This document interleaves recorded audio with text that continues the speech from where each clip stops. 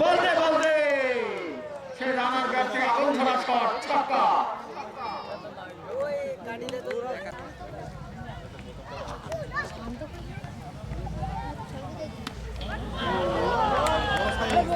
क्या छक्का है, का पार होता है, बिग सिक्स। मुखের কথা মুখে থাকতে কিন্তু বড় একটি ছয়ের মার উপহার দিলেন সেই আমিনুর, যার কথা না বললেন নয়। আনাচে কানাচে স্টেডিয়ামে ফিল্ডে ধান কেটে সব জায়গায় কিন্তু ভালো খেলেন সেই আমিনুর।